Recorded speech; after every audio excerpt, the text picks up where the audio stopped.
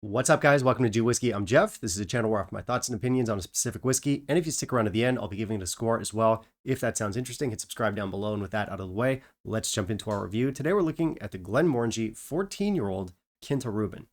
Stick around.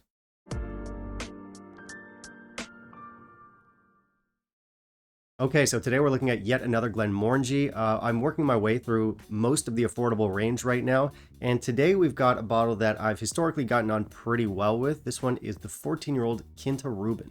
Now, the last time I looked at this stuff was a while back. It was over 2 years ago, and at the time I really enjoyed it. I scored it in 86. I said a lot of nice things about it, but that was the old bottle.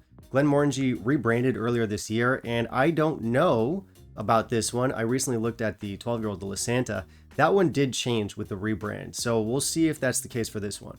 Unfortunately, I didn't buy the old version in order to do a side-by-side. It's still around. I could still find it. I could still pick it up, but I was just too stingy to do that. I think a better and more competent YouTuber would, just to give your audience a little bit more context. But to be perfectly frank, you guys aren't worth it. And I'm not saying that to be mean. It's just that I have actually met some of you and just bad apples. Degenerates. Not a fan. One guy was okay. Anyway, what do we need to know about this stuff? It's been 14 years in bourbon and port casks. Now, this one used to be a 12-year-old, but that's several years and I think 2 rebrandings ago, so it's been a minute. And I didn't love it as a 12-year-old, but ever since they upgraded it to a 14-year-old, I've always enjoyed this one. And Glenmorangie is kind of an interesting case study because a lot of their stuff gets older and better as time goes on, which is just weird because typically, you know, whiskey industry, a lot of things kind of go downhill over time. I guess Glenmorangie didn't get that memo, because if you look at what used to be the Neck d'Ardagh that's been updated to a 16-year-old, it was a no age stated whiskey. The 10-year-old recently became a 12-year-old. I haven't tried that one yet. Even stuff like the La Santa, same age statement, but I like the modern iteration more than any of the previous ones. It's weird. Anyway, coming back to this one specifically, for me, it's always been one of the better options from the affordable Glenmorangie core range. It's got obviously a good age statement. It's got a higher ABV than most other Glenmorangies. And even though I'm not usually a port guy, this one's always worked for me. It's always been between this one and the 10-year-old if I just want a quick, like, available, affordable Glenmo.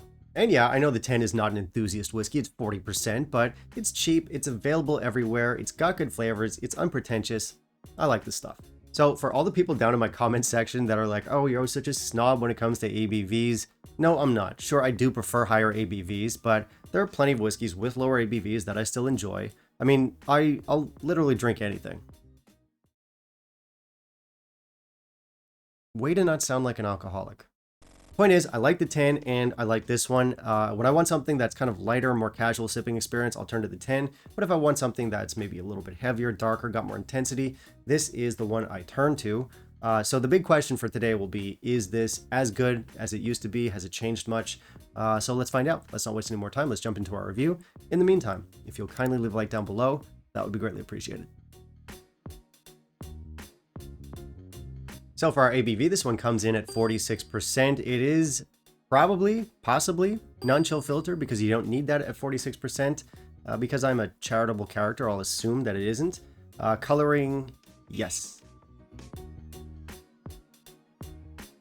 So, new design for Glenmorangie. I have talked about this in my last couple reviews. I don't dislike it. It's definitely more modern. It's a little bit flashier. It's brighter, but I did like the classier style with the older bottles. This one, I can't really complain. I still think it's fine. Bit of a downgrade. Still gets a 3 out of 5. Of course, this doesn't say non-chill filtered. It doesn't say natural color. We do get the casks. We do get some tasting notes. Not much beyond that, so it's pretty basic info. Bottle looks okay.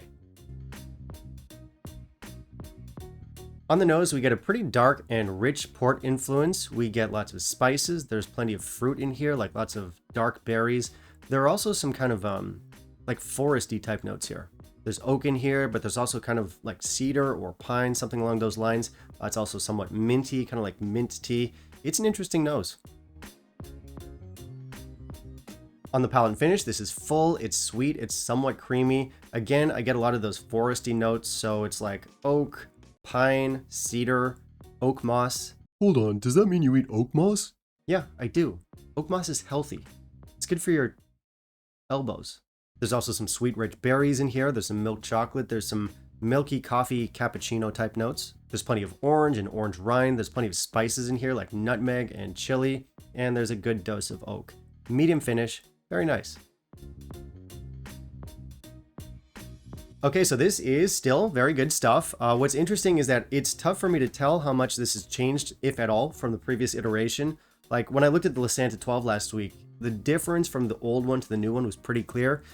This one, if they did make any changes, it's less obvious. I'm sure some reviewer at some point will put out a video where they compare this one to the old one, and that will offer more insight than I can, because just going off of memory, it does seem pretty similar. So for today, we're just going to focus on what this is now. What I can tell you, though, is that my opinion on this stuff has changed. I'm not sure if that's because of the whiskey or because of me, but don't worry, I still think it's good. I particularly like those forest notes in here. I think they're very interesting. Now, I don't know if it's like the power of marketing, the power of suggestion. I don't know if it's because I'm a particularly gullible person. I mean, I've been told I am, and I believe it. But the green color scheme for this bottle actually makes sense, because we do get a lot of those pine, cedar, oak moss, minty, earthy notes in here, which is interesting because normally if you'd think port, the color scheme I'd go to would be maybe like purple or red. But alas, green. And don't worry, this isn't like too piney, too herbal. It's not weird in any way. A lot of people complained about Glenmorangie's Tale of a Forest, saying it leaned too much in that direction. Don't worry about this stuff. It doesn't. What else? We have some nice sweetness in here. We get good sweetness. Not too much, not too little. We have some good intensity. And I think that's probably one of the biggest strengths of this whiskey is that intensity. It's got that higher ABV. Most of the Glenmorangie range is 43%, some even at 40, the 10-year-old, for example, that I mentioned earlier. At 46, this one does give us more punch. I think this will be the go-to Glenmorangie for a lot of people out there who appreciate more richness, more darkness, more depth, more intensity. Basically a Glenmorangie with more adjectives. And the thing is, it's not just from those dark berries. We also get the chocolate, we get the spices in here. It's a whiskey with some weight. The thing about this, though, is that the scoring, especially after I gave the Lasanta 12 an 84 last week, the scoring is going to be tough here. Why, Jeff? And let me tell you why. Ah, cool, thanks. Because I think that while this whiskey is, I don't want to say objectively better, you can't say objective, it's a whiskey review. I'll put it this way, while I think this is more of an enthusiast whiskey, and I think it's a bottle that will get more respect from enthusiasts than a lot of the other Glenmorangies in the range, I realize that compared to some of those other Glenmorangies, I reach for this one less. And reachability is always a really weird consideration when you're reviewing a whiskey because it almost doesn't correlate to quality at all. There are some whiskeys that I think are just things of beauty, extremely high quality. I enjoy every single drop of them that I just don't reach for. It's more related to mood. It's definitely very subjective. I mean, again, it's a whiskey review. Everything's subjective, but yeah, reachability is a thing. And to be fair, actually, this is not even a bottle that I consider not reachable, just less reachable than some other Glenmorangies. It's still one that I come back to every so often. But recently, I've been leaning more towards the 10 and the Lasanta. Then again, that might just be because it's summertime and this is the heaviest option. Like in summer, I always gravitate towards lighter profiles, lighter whiskeys in general.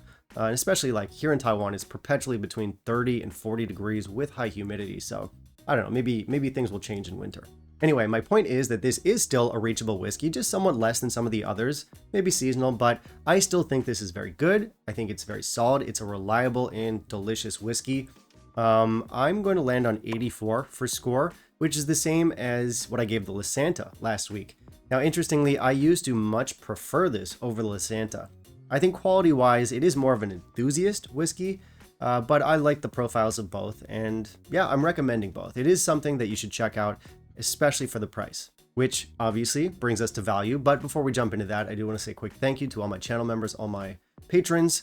Guys, thank you so much for all the support. And if you want to help out, if you want to help keep the channel financially sustainable and independent, there are a number of ways that you can help. I've got both Patreon and PayPal linked down below. Anything and everything helps. And again, huge thank you to those of you who are already supporting. Now let's talk about value. So as is pretty much always the case with Glenmorangie, this is very good value.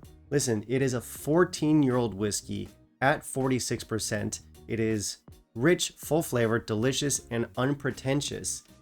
And it's cheap, at least here. What I pay for this in my market will probably shock some of you. This is under $40 here, under 30 pounds.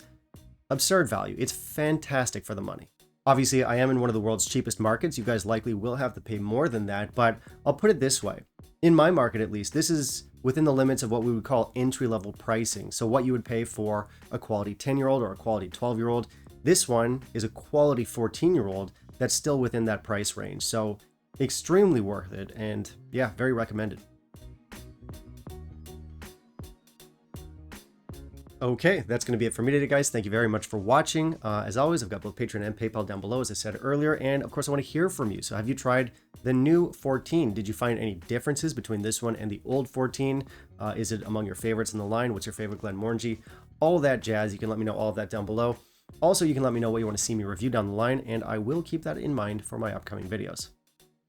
Bye, guys.